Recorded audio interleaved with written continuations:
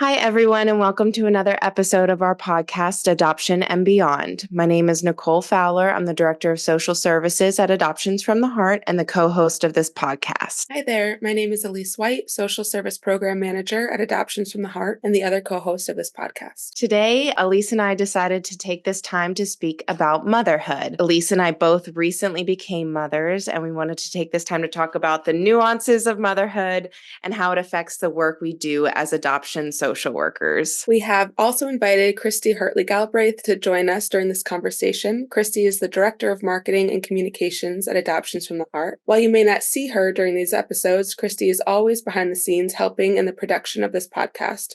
Kristy is also a mother. She has 2 biological children and a daughter who she adopted through AFTH. Welcome, Kristy. Thanks for having me. It's interesting being on this side. Okay. We're excited to be talking with you today in front of the cameras and recorded. Before we get started with our first segment, we would like to say Happy Mother's Day to all the mothers that listen to us. This includes adoptive mothers, foster parents, birth parents. This includes people who are wanting to be parents and haven't become parents yet, people who have lost a child. This is a happy Mother's Day to everyone who is here listening to us and identifies as a mother. For those of you who are missing a loved one, hoping to become a mother, or struggling with Mother's Day for one or many other reasons, please know that we are here and thinking of you. I'm excited to get started with our conversation, but before we do, let's do our first segment, What's Buzzing? Myra, what do you have for us today? Hi, everyone. Today, I have one article for you guys. This article was posted a while back. I just found it while I was looking for some stuff to bring to the podcast. But the topic itself, I thought it was very interesting. So I thought it would be good for us to speak on that. I want to preface this by saying that I do not know any information from this person that they're speaking about their business or anything other than just reading this article.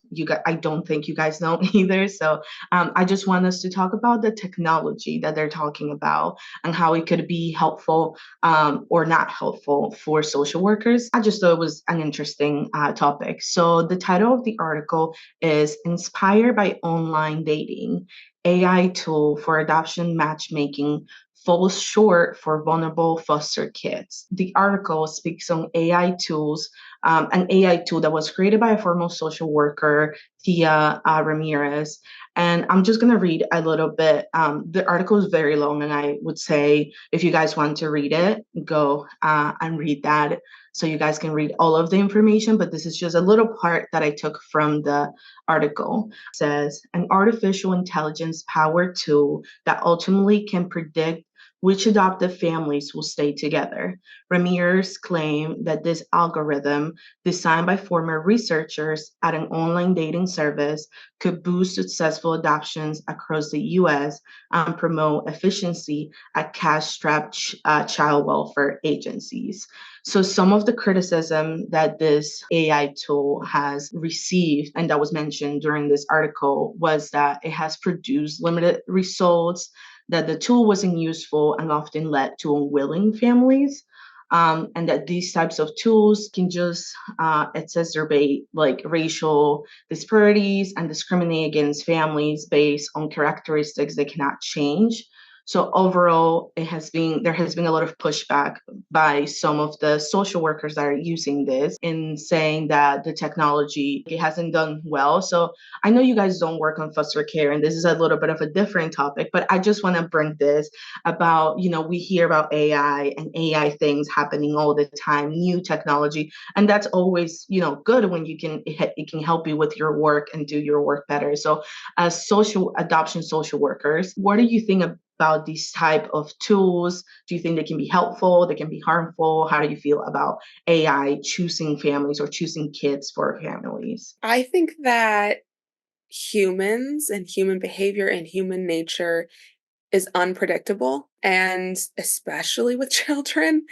And AI, there's no way to predict how children are going to behave, how children are going to respond to a certain parent or set of parents or adoptive parents. And to rely on that as your single matching resource, in my opinion, is dangerous. I agree. And I understand the thoughts behind it. And when I was reading it, so I am a foster parent, an approved foster parent in the state of Virginia, and we do have access to this matching site. And I have been on it before because I thought it was so interesting. But to me, it wasn't really explained that way. It was more like an algorithm of a match. So many sites have you put in your preferences, and that is the family deciding what's best for their family, what they can handle, age ranges, multiple children or a single sibling. So it was kind of like that, and I get the reasoning behind it is to, of course, foster children are waiting for families. Some are, their parental rights have been terminated and they are waiting for their permanent forever families. The way to get that done, in my opinion, is all agencies and entities have to come together with the children who are waiting for families. And I understand too, through our agency, we want to place within our own families, which we typically have the ability to do. So we need social workers with children on their caseloads that they can't place to be open to different algorithms such as these, matching sites such as these. AdoptUsKids.org, I believe, is another option to expand that. Now, ultimately, we need more funding for social service agencies working in foster care to ensure that their caseloads are appropriate, that they can put the time into putting children on these matching websites so that families can see them. We have to have agencies willing to place across state lines, participate in the ICPC process. There's a family that is appropriate for a child, then we need to explore that. However, like you said, Alyse, there is no prediction of how children will respond, how families will respond. So I understand placing a child outside of state lines. If that child if it's not a good match for them with that family, then you're going through the whole process all over again. So I think ultimately it starts with preparing prospective foster and adoptive families for the extreme challenges that come along with being a foster or adoptive parent to a child that has experienced way more trauma than we can prepare for or ever understand. So those are my 2 cents about how we can fix it. But another day, I plan to volunteer in the distant future when I'm not working anymore. And I'm not a social worker. I've been in the field of adoption for 20 years now with Adoptions from the Heart. And so I'm involved in a lot of the agency programs and policies and how we do matching on our end. And while I'm not opposed to the idea of utilizing AI and a matching type of program to make it easier. I mean, I met my husband on an online dating site before they were popular. So I can't knock it too much, but I will say I think that when I read the full article, a lot of it was talking about how it's self-reported. So prospective adoptive parents are putting information. Again, experience from a dating site, right? You put in what you want to put in and you leave out what you don't want to leave out. It is not that an application or an agency is putting stuff in about a family. You're putting it in yourself. And so I think that that's also where there can be challenges. I do think that there are some elements, just like within our own profile keys and how we utilize them on our end to make sure there's a good match on both sides, is there can be things like deal breakers, right? Like if a family is not necessarily open or able to be supportive of LGBTQ plus youth, that would be a deal breaker. I mean, I think there might be elements that you could put in that would help narrow it down, but I do think the human behavior, I think every situation is so unique. There'd be millions of buttons that would need to be checked in order to be able to identify each situation. I will say also that in the field of adoption, not necessarily through foster care, there are facilitators as well and matching sites in that element. And I think that you have to know when you're utilizing different resources, what is provided by those resources and what is not, right? And so at least in experience, sometimes with facilitators, there is that initial match. Sometimes though, when we get involved, because as an agency who is in Delaware or I think Connecticut, similar, where they need an agency to finish the adoption process, we sometimes get involved in the process. Then once a family is matched with an expecting parent, we then wind up being in the process because an agency has to be involved. And sometimes we find there's a lot more than just what can and can't be matched by two profiles online, information that wasn't fully gathered, the match might not be exactly right. You feel like, you're saying yes to things, but maybe they were really what we consider like considered questions. I think there's a lot that goes into it. And so I'm all for elements of AI that help make things more accessible to the professionals, the trained professionals like yourself to utilize it. But I agree with Nicole. I think that there's a lot of other pieces that could also help the elements in the agencies talking together, I think could also benefit the children. And that's the whole point, right? It's for the benefit of the children is the whole point. So anything that helps that would be great. I think this program and the limited results is potentially not that solution. But other than that, yeah. Theory. And then in social work practice, we find everything, everything's not ideal. I appreciate you sharing that article, Myra.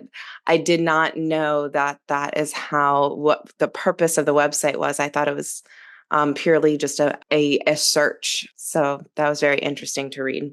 And maybe one day it'll be helpful, but I don't know about today, and everybody's got to work together. I agree. Well, thank you guys. Thank you for your insight. And that is all I have for you guys for the What's Buzzing segment. So we can move on to our discussion. All right, let's move on to the discussion today. As mentioned earlier in this episode, we would like to discuss motherhood and all the ups and downs of being a mother, as well as how being a mother affects the work we do as adoption social workers. Alyse, loaded question. Kristy, loaded question. How has becoming a mother changed you? I mean, how hasn't it, right? So Kristy's been a mother much longer than I have. Nicole, you and I are both new moms. My daughter I had her 7 months ago, and I feel like my life was flipped upside down in the best way possible. But I tell people all the time, it is the best and hardest thing I've ever done in my life. And there was no preparing for it. My husband and I planned to have our daughter. We felt like we were in a good place in our lives, and we still had no idea what we were getting into, or really the way it would affect the work that we do here in our agency every day, and the way I would view things differently or work differently, and really just with more compassion and empathy, I think, than I could have ever had before.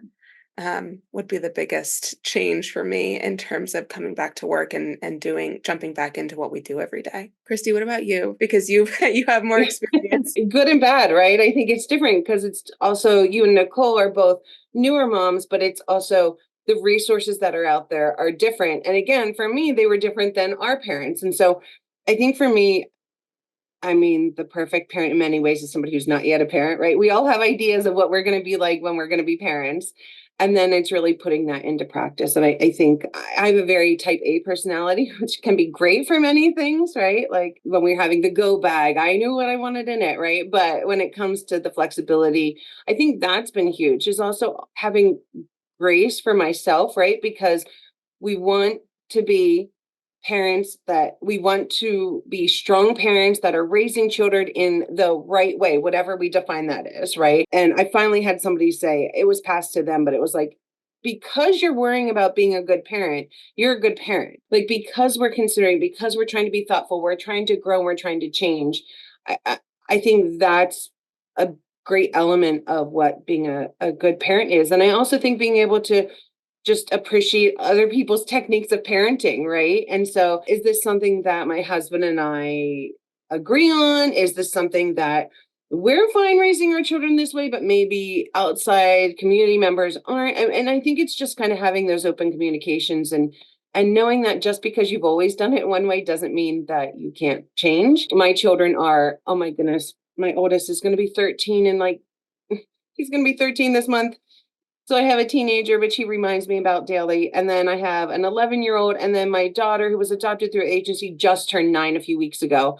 And so I think it's also kind of meeting each child where they are, because I can't parent the same way for each child. The same themes of how I parent are there, but every child is different. And I feel like every stage they go through is also different. And I think the only thing that's kind of held true is it will change. Whatever you're going through, right? When you're remembering those 6-month sleep regressions or whatever, it will change. There will be a moment where they're sleeping again. Or I remember looking at one of my best friends who had a baby soon before us. And I was looking at her and her husband eating their food and it was warm. And I'm like, and their daughter was sitting in the high chair feeding herself. And I'm like, oh my word, I can't wait. And then she was right. The next time we went over, she's like, look, your kid's in the high chair eating by himself too. We can all enjoy a warm dinner. So it changes.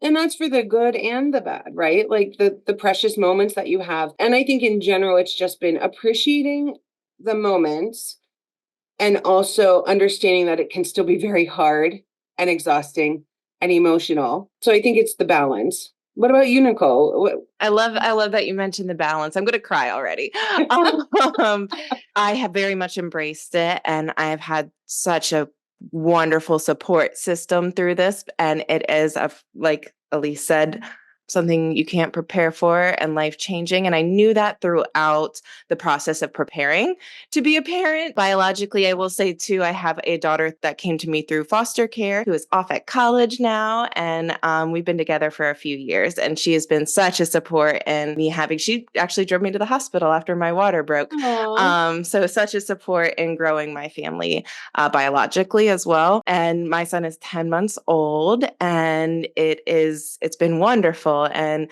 life-changing. And I think back to before social media and what that would have looked like as a parent. And it's also, there's so much, my brain has very little capacity for anything outside of parenting and work right now. And I do, and family and friends. I've very much had to embrace that into my life as well, making sure to build time. I don't even know where I was going with this. That's my capacity right here, but it's been wonderful. And I've embraced it very much and lived in the moment, because I know they go by so fast. And it has changed my work tremendously. Like Alyse said, I've worked in adoption for 15 years now, and I believe I've always had empathy and compassion and been able to evaluate and ensure that, open adoption is the forefront. The best interest of the child is always there. But this has changed my connection to these major, major moments in life, working with all members of the adoption triad. Is there something that's been the most impactful that initially, like, what was the first time you realized when coming back after taking some time off that you realized, ooh, this feels different? Like for you too, Alyse, what was that moment? It was actually when I was 8 to 10 weeks pregnant that I was like, wow, this is going to change my work tremendously. And then I kind of just jumped right into it coming back. I noticed it early on, early on. What about you, Alyse?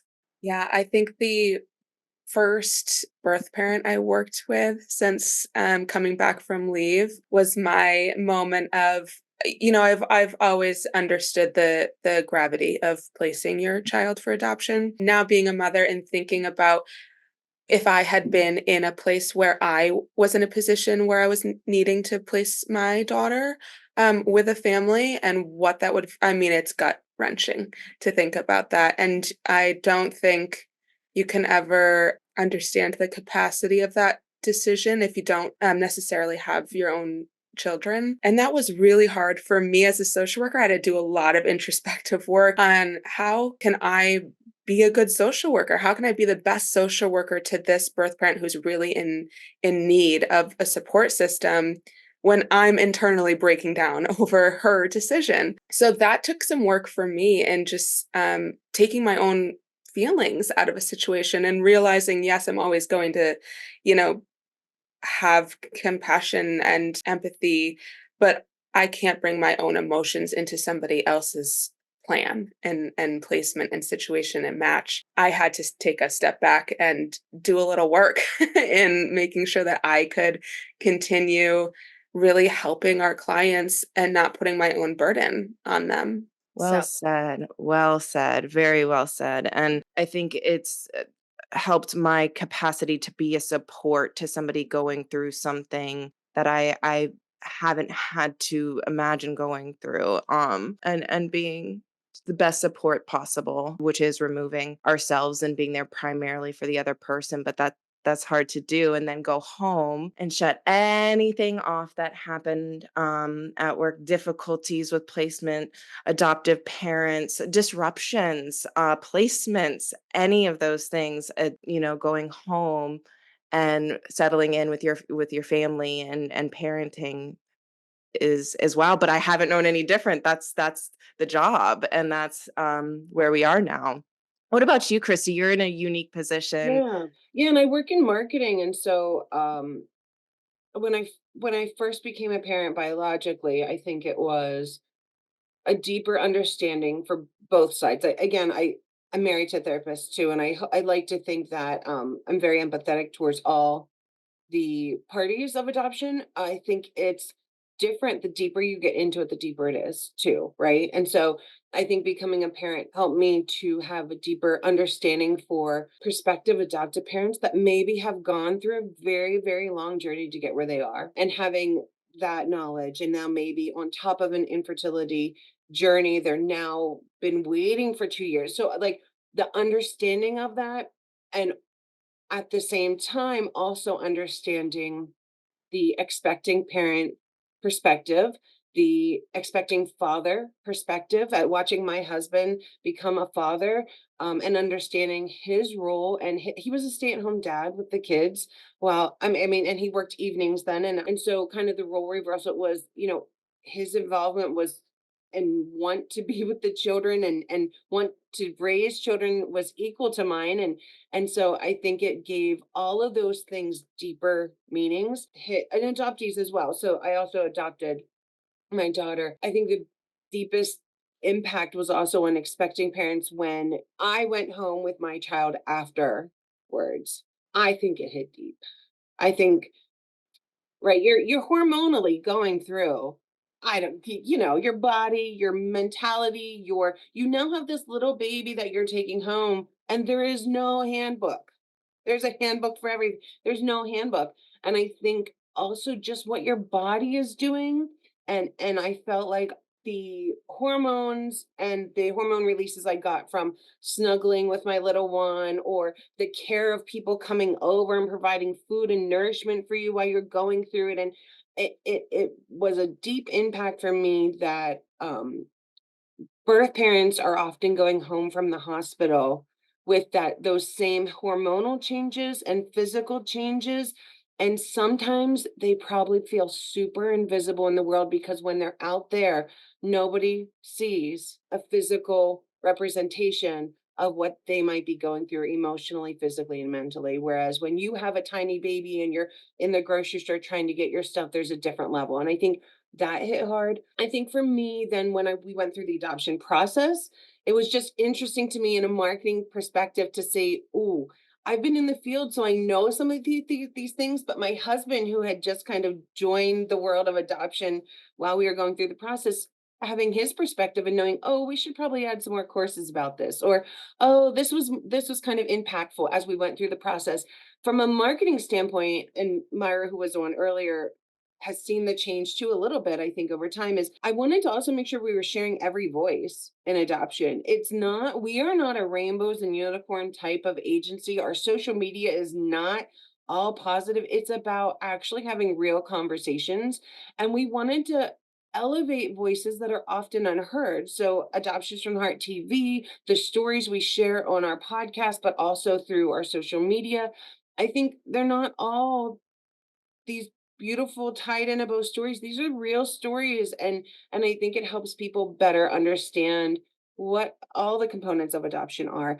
And for me, it's vice versa. It's not just how my motherhood has affected my work, but vice versa. Being a mother to an adoptee in it from a transracial adoption, my work and the people I get to hear from, the adoptees sharing their voices, reports we get after the birth parent support group, and just things they're navigating and going through, the content on social media, and the questions, that helps me learn how to become a better mother to my daughter as well as my boys. And so I think that's been really helpful. I think when you know better, you're supposed to do better, I think. And that's a philosophy we try to impart on the agency. and the clients. And I think I've held true to that as well. And I would like to jump in. I normally don't jump in during the discussion, but since Kristy mentioned, I mean, as someone who's not a mother yet, coming into AFTH and cannot understanding, I think it was really helpful to work with someone who is able to look at those things. So I've always had that perspective of looking at the whole picture and looking at all three sides of adoption. I feel for birth mothers and I understand them more because of the work that AFTH has done. I had no adoption connection when I came to AFTH. I never understood any of this world, but I have seen that the work that we've done really helps because as someone who had no idea about adoption, I was able to come in and watch some videos and I went to some birth mother support groups and just learning more from their experiences. I was able to understand more the impact of the work that we do. So I just wanted to say that it's important the work that everyone is doing in the agency with being able to be open and share voices from everyone because even when you're in the outside you can still understand those things and you can have the empathy and look at things different. But I know that once I become a mother I will be able to look at these things a little bit different. But I just wanted to share that.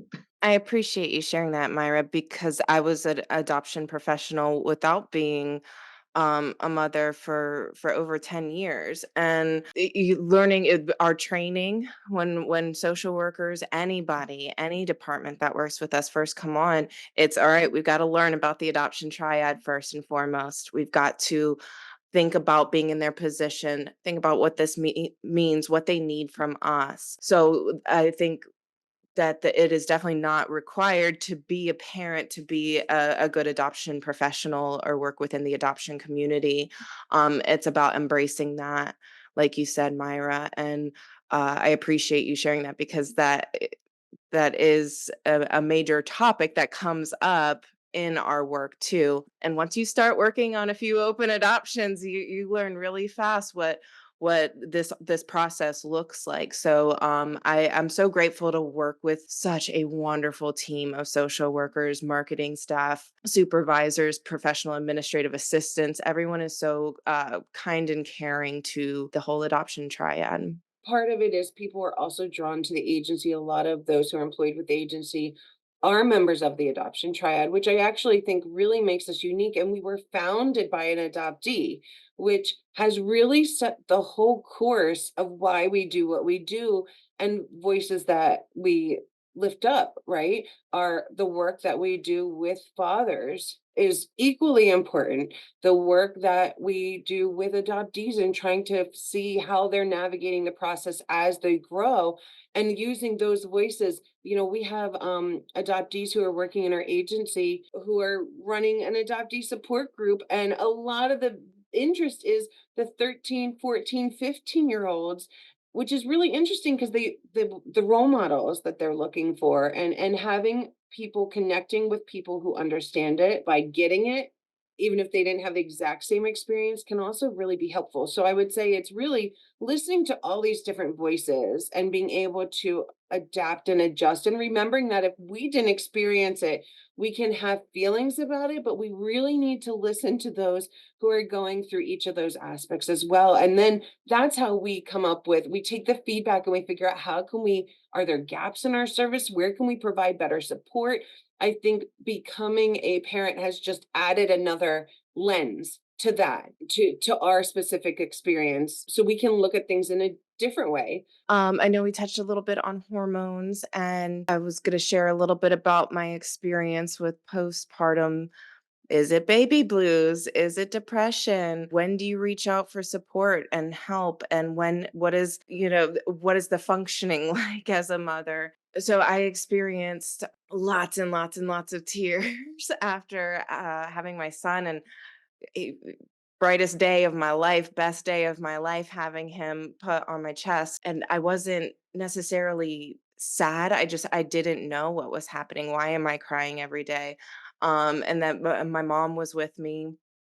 And she left after a week, and that was horrible. And I ended up reaching out to local resources that helped me get into counseling and talking to somebody.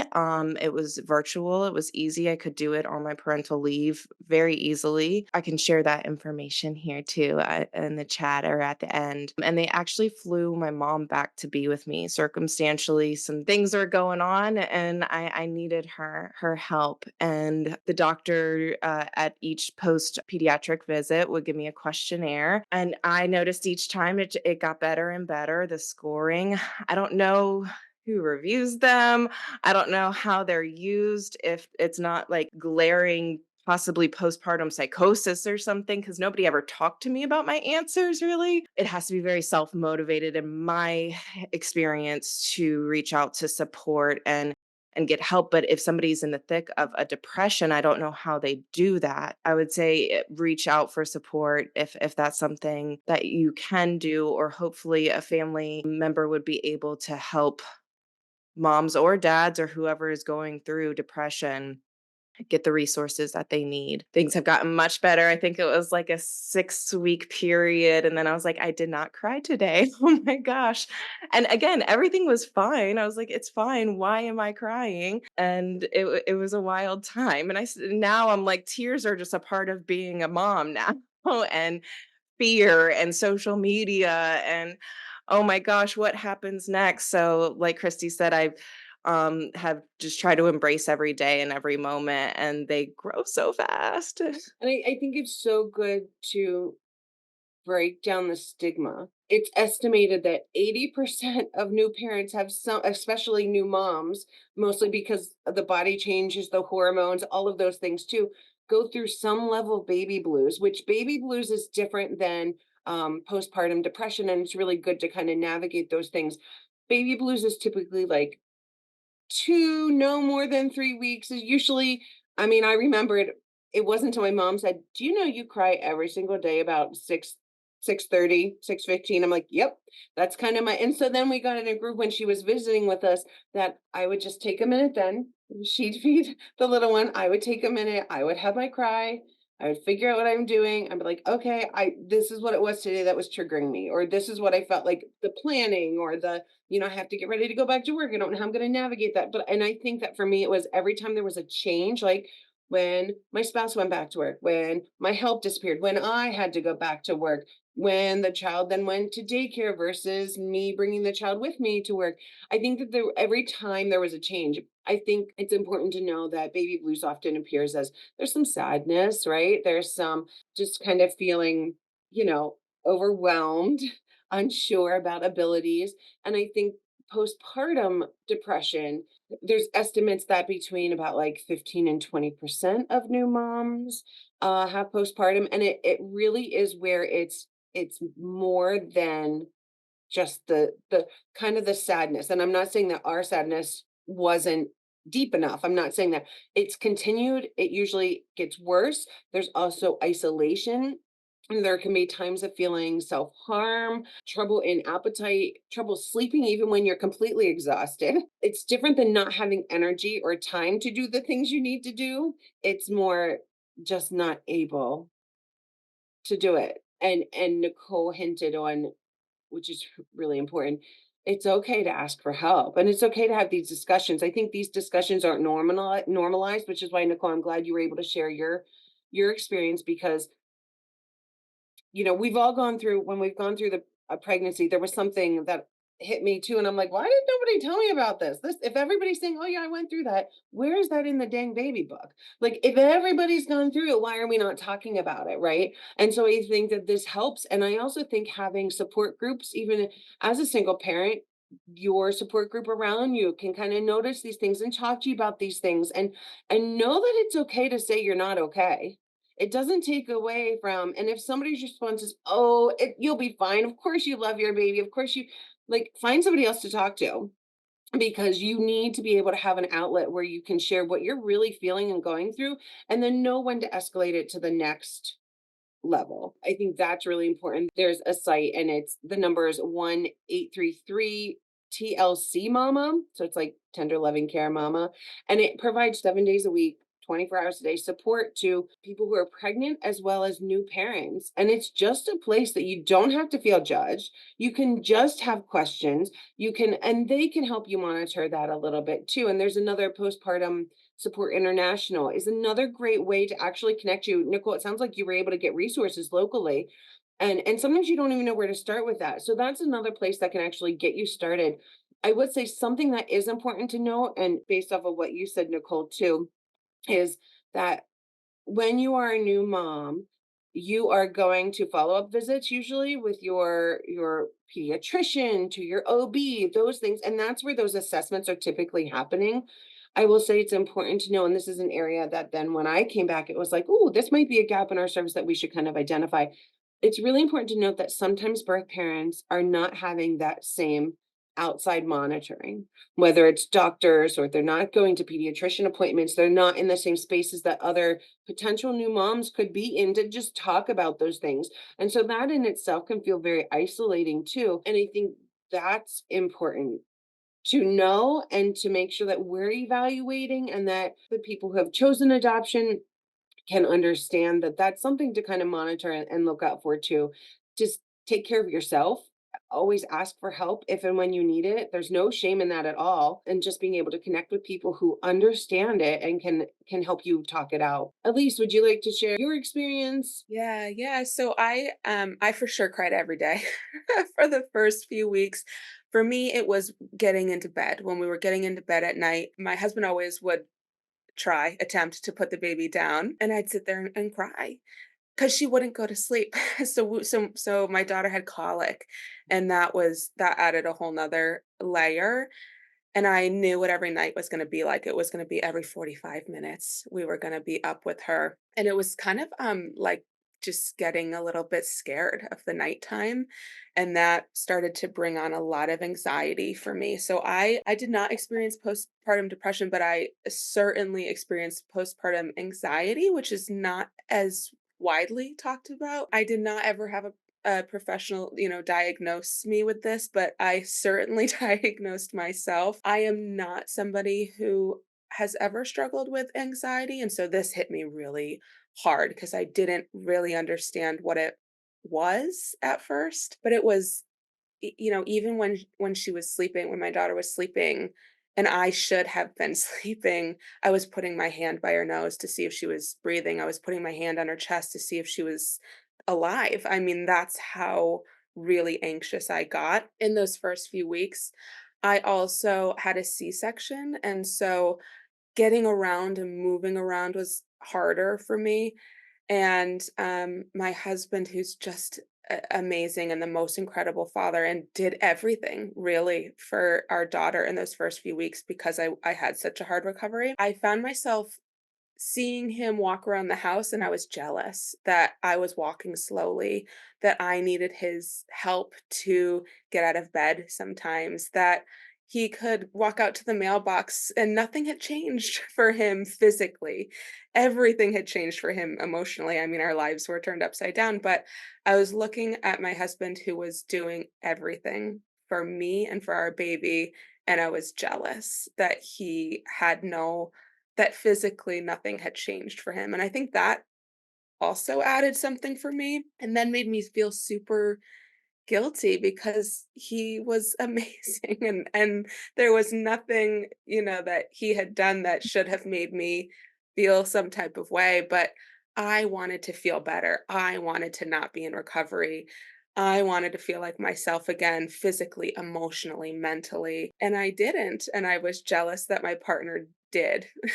So that was another layer for me that I had to kind of get through. And like Nicole said, that I think it's called the Edinburgh like test or scale, that when you go take your baby to the pediatrician, they have you fill out this form and it's self-reporting, right? And so they tally it up like, there's three options or whatever, and it's 3, 2, 1, and the point system, and that's how they scale it.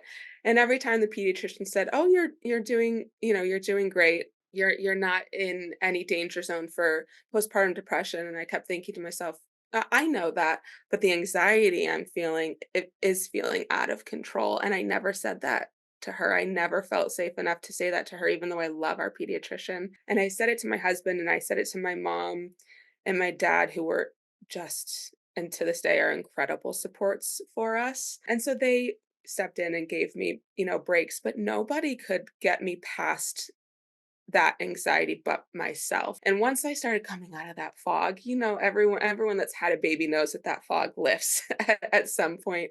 And now I sleep and I don't check on her and I know she's okay and I know she's breathing and I still keep the ceiling fan on because I want to make sure there's circulation for her, but that anxiety has subsided. But I mean that hit me like a truck. I mean, I had never experienced anxiety before, and so that was really hard for me and really only took time for me to just get used to having a baby and being a mom and knowing that she's more resilient than I think she is. So, also just in our work that we do, I think it's really hard because, like you said, Kristy, a lot of our birth moms are going home and they're not seeing pediatricians, and the only thing that moms get is a 6-week checkup with their OBGYN, which is really just to make sure you're physically doing okay. And so for us as social workers, thinking about that, knowing what that period is like,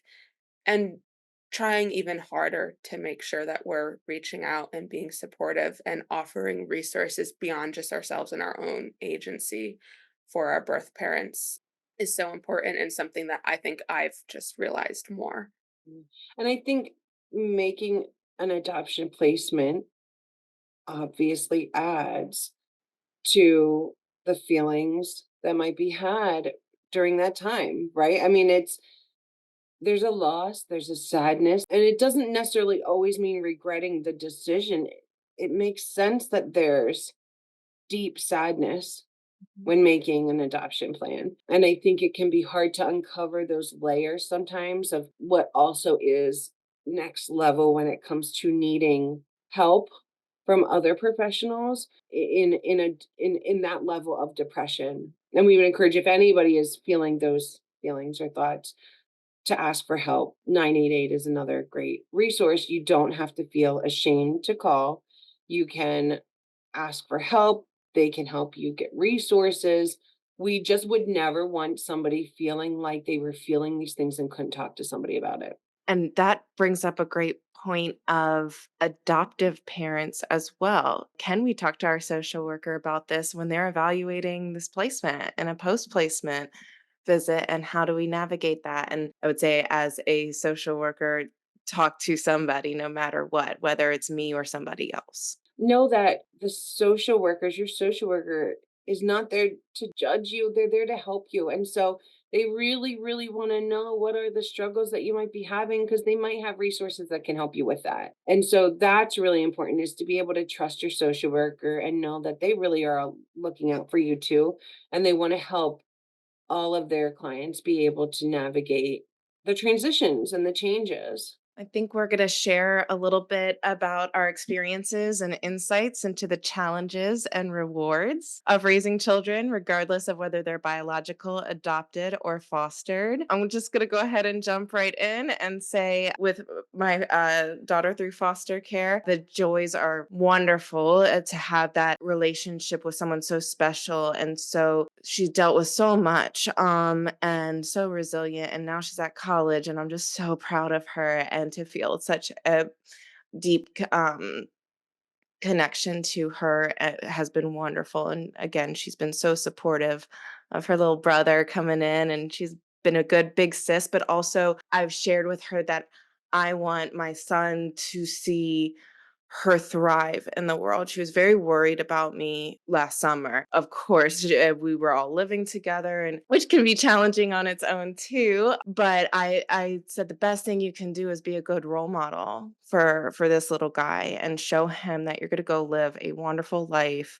despite anything that happened. And she's done an excellent job at that. Challenges, of course, there are many. I'm not going to go too deep into those, but that's a part of parenting in general. And then biological, I think people embrace different parts of their children's childhood in different ways. And I've heard many, and Kristy, correct me if I'm wrong, but each different new stage that comes up. It's like, this is my favorite stage. This is my favorite stage. This is my favorite stage. And just growing into those different parts. I've got my roller skates ready, and I'm excited about that. About being a mom, to foster whatever works for my child. He has a lot of energy already. He's only 10 months old. So we're going to be getting that out, whether that's through sports or drama or music or whatever. I'm so excited to foster whatever his future looks like, whatever he wants to do. So that's really exciting. And challenging, I think, it just contributing to making him a decent human is so scary. I want him to experience every joy of childhood, but while also understanding that people live such different lives and have such different circumstances, and really embracing all different circumstances, cultures, being there for other people, being a good human. But when my capacity is reached with work and parenting at the end of the day, I'm gonna have to delve into that a little bit later too. I appreciate y'all sharing anything you have to share. Yeah, I agree, Nicole. I mean, there's of course the everyday challenges of being a parent, and right now for you and I, a parent to an infant, which is so demanding. And every stage of a child's life is demanding, just in different ways. I think right now we're in a really physically and emotionally demanding place. My daughter, thank goodness, has grown out of her colic, but the newborn phase was not it for me. And I knew that going in, and I'm not ashamed to say that. I loved my daughter every second of every day. I couldn't wait for the newborn phase to be over. I've never liked the newborn phase. I've always found it to be challenging. And while it was incredibly rewarding, everyone always said to me when I was pregnant, it'll be different with your child. It wasn't different. It was different because I loved her and I was grateful for her every single day. It didn't mean that I loved that phase. And now that she's 7 months, it's fun. I didn't really find the newborn phase fun. I found it rewarding. And, my love for her just grew and grew and grew every day. I didn't think it could grow anymore. And then every day I look at her and I think, how do I love you more than I did the day before? But now that she's, crawling and eating and trying new foods, like this is my season.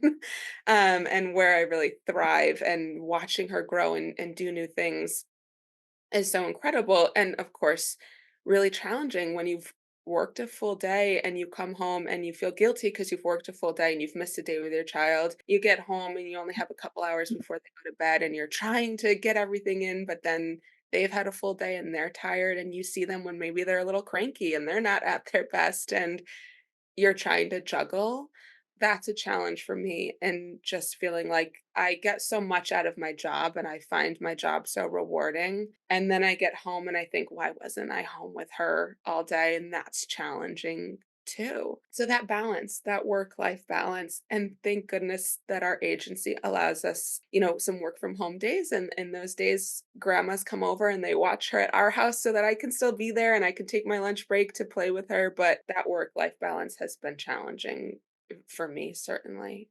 Christy, what about Yeah. you? Yeah, I think that balance always exists. I think I have guilt when I'm at work and not with the kids, or I can't go to all of their school things. And I think it's just giving yourself grace. I think that's been my biggest lesson, right? Is just giving yourself grace and being really real with my children.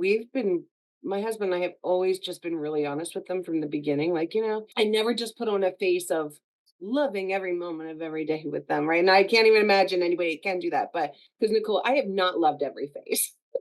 So I love that it's still every new phase is great.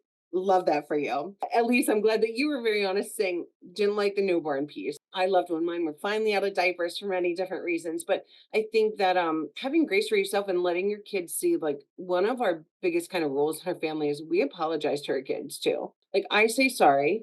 I tell them when I'm wrong. Oh, yep, you're right.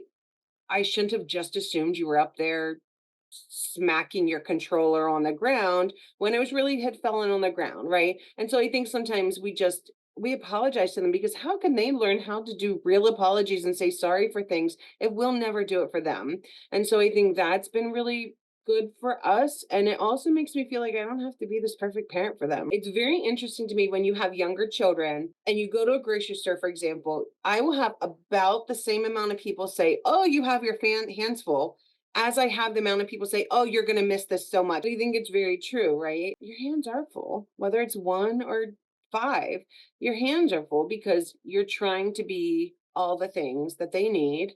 You're trying to think and predict things that they might need that they don't need right now, but will at some point. So you want to be able to set the foundation. And so I think it's being able to have that duality a little bit too. Like it's also okay to be like, there are days that are really, really hard. And I learned very quickly that I would go from feeling like super mom to stupid mom sometimes. For me, it's meeting each child where they are too, because the way I parent one child has to look a little different than the way I parent another child. So it's just different, and that's okay too.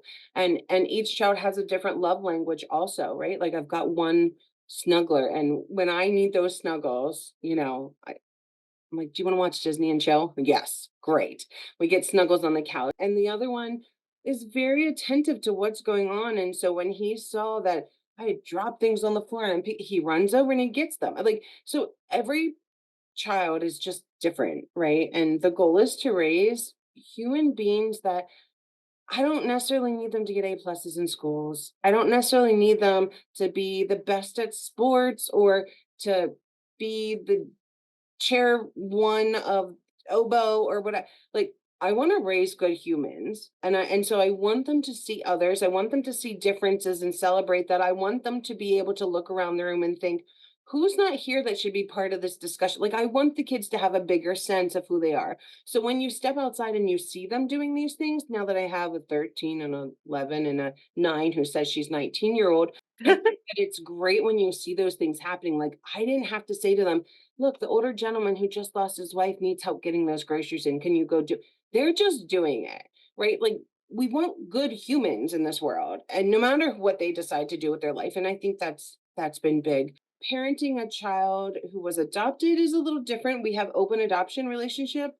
And so we send pictures, letters, we can text with birth family. For me, in raising a child who has some connection to birth parents, we're open to as much as birth parents and birth family would like. For me, with being an adoptive mother, it was about dropping the rope. So I had heard a lot of adoptees of all different ages share that they weren't sure how their parents would feel if they created a relationship. They weren't sure how their parents would feel if they had questions about their identity and their. I wanted Reagan to make sure she knew that I would not. She can explore whoever she is in whatever way she wants to do that and not be worried about how that's going to affect me. It might affect me, right? Like I'm sure at some point she's going to look at me and say, "You're not my mother," right? And be mad, or "I want to go live with auntie." Yep. Whether you're adopted or not, you might have those feelings, right? Like I want to go live with a fun aunt. My burden to carry is mine and not hers to navigate. And so I think there's challenges that kind of hit you all different levels. But I think that's where finding the support and finding a village and being able to talk it out with people helps. That is fascinating. I really appreciated, that you want to fix things for them, and that is, I think that contributes, at least to me, to anxiety and depression and things like that, is thinking about the future and what does this all mean, and trying to be perfect, which is not going to happen, and your kids aren't going to be perfect, and learning to apologize. And I've been practicing that from a very young age, like just role modeling what I would want for my child and children. And I think something that we've discussed here is that you said that it's every child is different, and going to the different things, and then understanding every parent is different. We all have such varying personalities, hopes, beliefs, dreams, but there's always something to come back to as well. And I've always said that about adoption.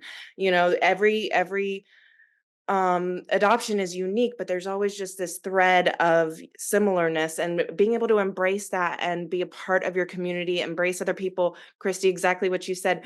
Do you need me to listen? Do you want advice? What do you need here? We need to do that for our family and friends as well who are learning to become parents and preparing to become a parent. There's no preparation. There's no preparation to have a teenager. There's no preparation to have an adult child. But hearing what has worked for you and what you believe is so helpful to me, not to overanalyze or future tripping, like, not to do that, but it's going to be okay. Like, you're going to learn and cater your parenting style to what works best for your family and for your child. So I really appreciate you sharing all that. Much like any topic that we've ever discussed on this podcast, I could talk about this forever. I appreciate all of this insight and things to think about, things to embrace, but also not overdo it, and enjoy, this time that I have with my son today and understanding the adoption triad in a different way, and being able to enjoy that with my work. So it is now time for our Ask Anything segment. Thank you, everyone who submitted a question. Just make sure that you leave your questions on the comments on YouTube, or you could also, there's a Q&A portion on Spotify after every episode that you can submit questions there as well. If not, you can just message us on Instagram or Facebook, and we will read your question. So today's question comes from Mia. Mia asked, I am an adoptive mom, and when I adopted my child, I was very overwhelmed. I feel like I experienced a little bit of baby blues as an adoptive mom. This made me feel guilty since I felt like I needed to be grateful and I should not have these feelings. Is it normal for an adoptive mom to feel a little depressed or overwhelmed when adopting? Yeah, I mean, it's normal for any new parent to feel overwhelmed or to potentially have feelings of depression or anxiety. I mean, no matter what way your child comes into your world, it's life changing and life altering. No matter what way you become a parent, when you start having those feelings, you're going to feel a little bit guilty. And there's no difference whether you've adopted, fostered, had a biological child. Those feelings are all normal, and I do think, and Myra, thank you for bringing this up, that it's something a lot of our adoptive parents don't necessarily want to talk about because they don't understand that these feelings exist within adoptive parents, A, but also B, and we touched on this a little bit before, we as social workers, yes, we're evaluating them. And I sometimes think that that's all that adoptive parents think we're there for. And it's not, we're here as a resource as well, and we want you to talk to us if you're having these feelings, and it's not for us to judge you, it's so that we can support you or find other supports for you if that's what you need. It doesn't mean that your placement is in jeopardy. It just means that you're a human experiencing human feelings, and you have to be able to work through those.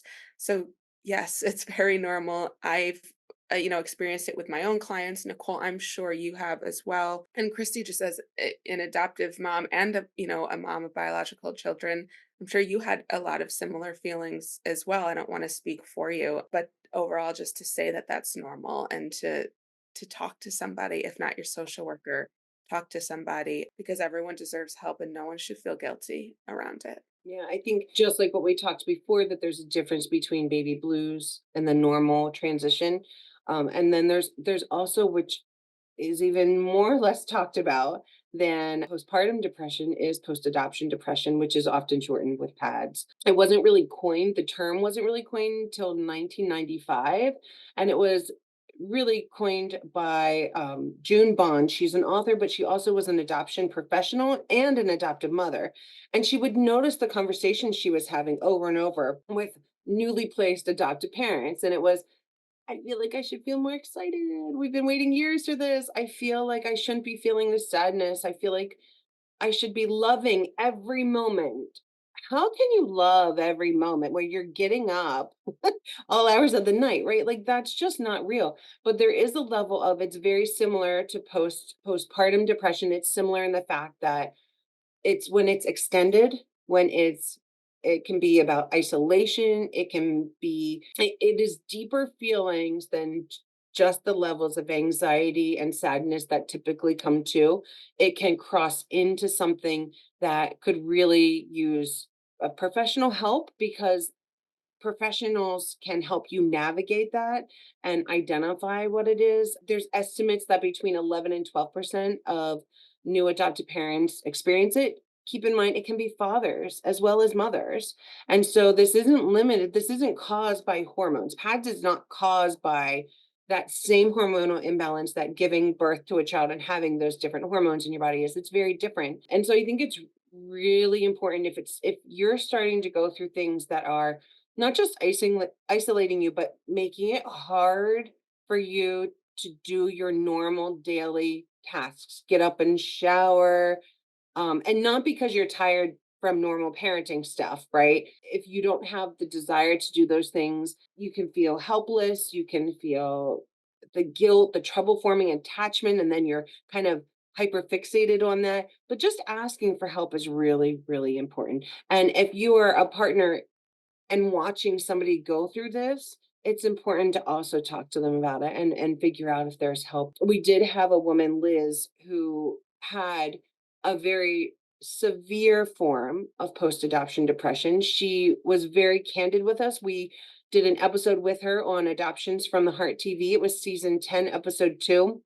And she shared her very, very raw experience with it and why her husband was, I think, the one to be able to identify that she might need some more help, and some of the ideologies that she had while she was navigating it, and not to feel ashamed by it, but to go ask for help, right? You can't start healing from it unless you've asked for help. So I think it's knowing that those things are very normal part, but then also knowing when it crosses the line to being something that you can actually get more assistance for. Thank you so much, everyone, for your answer. I will put in that AFTH TV episode on the description if anyone wants to look at that. Thank you so much, and we'll get back to our conversation.